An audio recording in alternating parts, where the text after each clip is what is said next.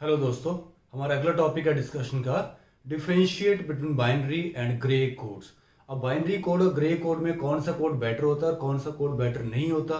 Grey code में ऐसी कौन सी एडवांटेजेस हैं जो बाइनरी कोड में नहीं थी, जिनकी वजह से हम कहते हैं कि जी ग्रे कोड बहुत बढ़िया कोड होता है और बाइनरी कोड उतना बढ़िया कोड नहीं होता। तो ये प्रोसेस लर्न करने के लिए हम इसको दो पार्ट में डिवाइड करेंगे। पहली प्रोसेस का पार्ट है जी how to build a grey code. Grey code बनाते कैसे हैं। एक बार हमने ग्रे कोड बना दिया, उसके बाद समझेंगे कि ग्रे कोड में ऐसी कौन सी एडवांटेजेस हैं जो बाइनरी कोड में नहीं है। तो प्रोसेस को अच्छे से लर्न करने के लिए मैं आपसे रिक्वेस्ट करूंगा कि मेरे वीडियो को आखिर तक देखें ताकि अच्छे से समझ आ सके चीजें। ठीक है, तो पहला पार्ट है जी, हमने एक ये टेबल क्रिएट किया है। बाइनरी कोड जो हम आसानी से लिख सकते हैं क्योंकि ये वेटेड कोड होते हैं। ये डेसिमल नंबर लिखे हुए हैं, ये वेटेड बाइनरी नंबर्स लिखे हुए हैं। इसके बाद हमने ये ग्रे नंबर्स क्रिएट करने हैं। तो ग्रे नंबर क्रिएट करने के लिए ग्रे नंबर हम क्रिएट करते हैं जी 0 और 1 यूज करके। तो मिनिमम नंबर कितना आएगा 0, तो 0 से लिख देंगे 0 और 1 लिख के हम बोल देंगे इसको 1 नंबर है।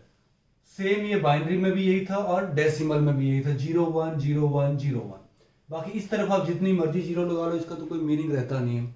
हम इससे बड़ा नंबर क्रिएट करना चाहते हैं तो इधर 2 0 लगा लेते हैं ऐसे।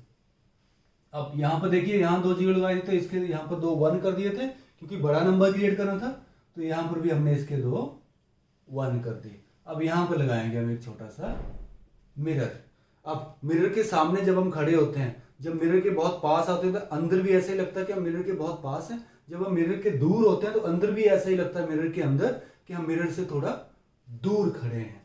तो पास 1 है तो 1 यहां पर आ गया, 0 दूर है तो 0 यहां पर आ गया।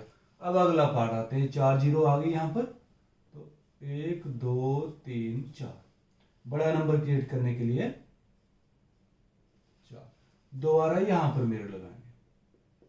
ठीक है, इस मिरर के लिए यहां पर 4 नंबर हैं, 1 0 1 1 0 1 0 0।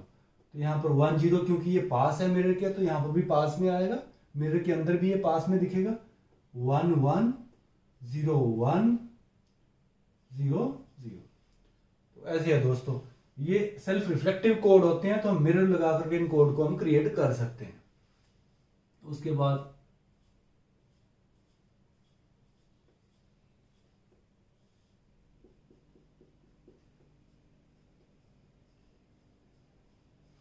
ठीक है, अब यहां पर लग गया हमारा मिरर।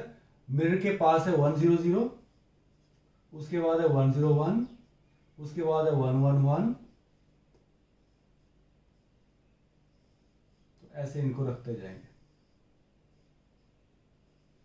ठीक है, 1 1 1 के बाद आ गया 1 1 0 0 1 0 0 1 1 0 0 1 0 0 0।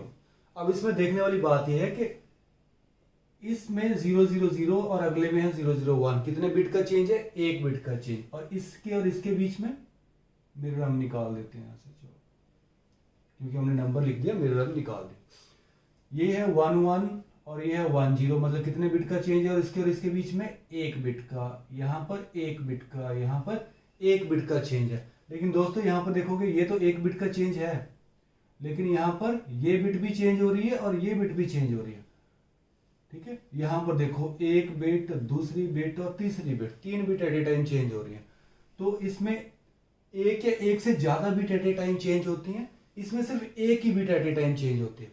और इसमें आप देखोगे कि एडजेसेंट के साथ भी 1 बिट का चेंज है और ये 1 0 0 0 के साथ भी 1 बिट का चेंज है। ठीक है, तो एक तो ये तरीका हो गया ग्रे कोड क्रिएट करने का। दूसरा तरीका हमारे पास ये है यूजिंग दिस ब्लॉक डायग्राम। मतलब G3 जो है B3 के बराबर होता है, फॉर्मूला क्या है। तो हमने सारे के सारे नंबर यहां से कॉपी किए, यहां लिख दिए G3 में, सेम राइट। फिर है G2 जो है वो B3 एक्सॉर B2 के बराबर होता है। मतलब इन दोनों बिट्स का अगर हम एक्सॉर लें तो यहां पर बिट क्रिएट हो जाएगी।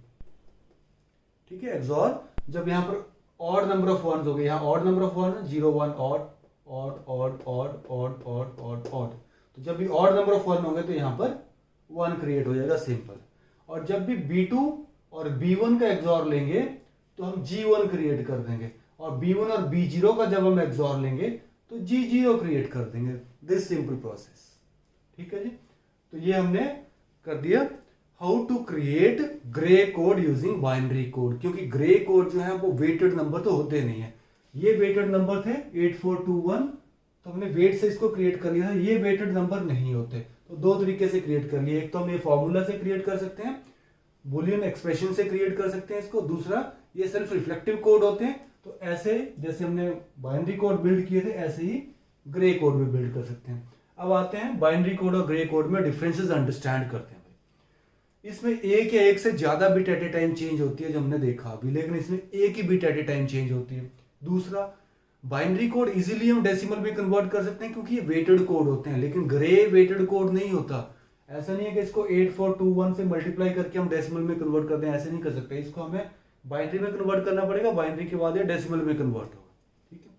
तीसरा पॉइंट है ये नॉन वेटेड कोड होता है। Gray code non weighted code है, इसका कोई वेट नहीं है। जैसे इसका वेट है 8421, इधर कोई वेट है नहीं, नॉन वेटेड कोड है।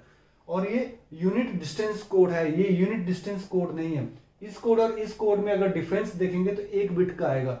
इस कोड और इस कोड में अगर डिफरेंस देखेंगे तो एक बिट का आएगा, सिर्फ इस बिट का डिफरेंस आएगा, बाकी सारी बिट सेम है।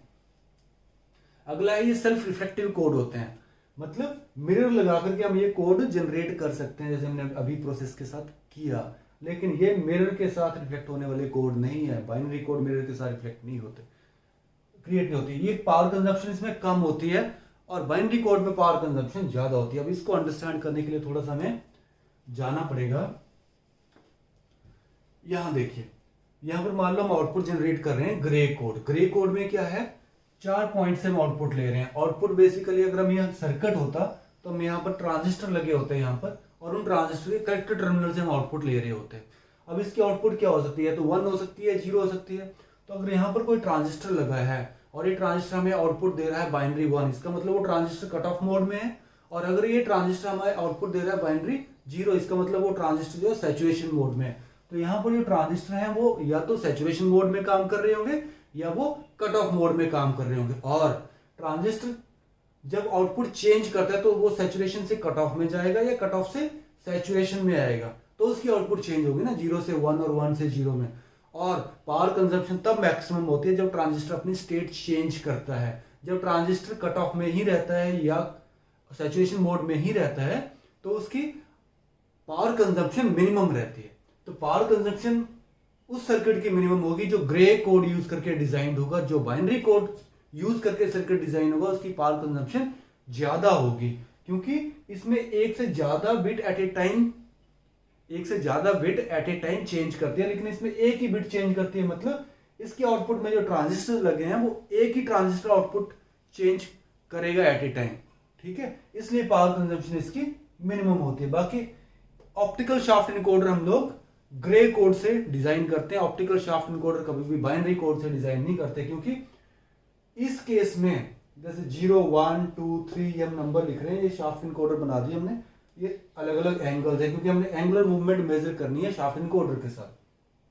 तो यहां पर हमने देखा कि ये है 0 0 1 0 1 0, मतलब 0 0 1 के बाद नेक्स्ट स्टेट आ रही है 0 1 0। अब ये वाला ट्रांजिस्टर और ये वाला ट्रांजिस्टर दोनों अपनी स्टेट चेंज कर रहे हैं। ये वाला ट्रांजिस्टर जो जा रहा है, सेकंड वाला ट्रांजिस्टर, ये जा रहा है सैचुरेशन मोड से कट ऑफ मोड में, और ये कट ऑफ मोड से सैचुरेशन मोड में। क्या दोनों ट्रांजिस्टर सेम टाइम में सैचुरेशन मोड से कट ऑफ और कट ऑफ मोड से सैचुरेशन में जाएंगे? इसकी प्रोबेबिलिटी बहुत कम है। इसका मतलब मेरे को एक इंटरमीडिएट स्टेट देखने को मिलेगी, वो हो सकती है 0 0 0, या आप बोल सकते हो कि वो होगी 0 0 1, या फिर आप ऐसे बोल सकते हो कि वो हो सकती है 0 1 0। तो 0 1 0 तो हम एक्सपेक्ट ही कर रहे हैं, तो 0 0 0 0 0 1 ये स्टेट्स भी यहां पर आ सकती हैं। तो हम सोच रहे थे इससे अगला एंगल हम मेजर करेंगे, लेकिन ये तो पिछली वैल्यू दे रहा, तो आउटपुट जो हमारा शाफ्ट इनकोडर देगा वो गलत देगा। अब यहां देख लीजिए 0 1 1, उसके बाद है 1 0 0, तो यहां पर ये भी चेंज हो रहा है, ये भी चेंज हो रहा है, ये भी चेंज हो रहा है, तीनों बिट चेंज हो रही हैं। अब कौन सा ट्रांजिस्टर पहले चेंज करेगा इस पे डिपेंड करता है कि भाई इसकी आउटपुट कैसी आएगी। और सेम टाइम पे सबकी चेंज होगी और इक्वल चेंज होगी, इसकी प्रोबेबिलिटी बहुत कम है। लेकिन ग्रे कोड में क्या होता है भाई, एक मोमेंट ऑफ टाइम पे एक ही बिट चेंज होती है, एक ही ट्रांजिस्टर चेंज करेगा at one moment of time. इसलिए शाफ्ट इनकोडर हम ग्रे कोड से इंप्लीमेंट करते हैं, इससे नहीं करते। इससे एरोनियस आउटपुट आ सकते हैं, इससे एरोनियस आउटपुट नहीं आएगी। ठीक है, अगर आपको मेरा लेक्चर अच्छे से समझ में आया हो तो please subscribe to my channel. Thank you very much.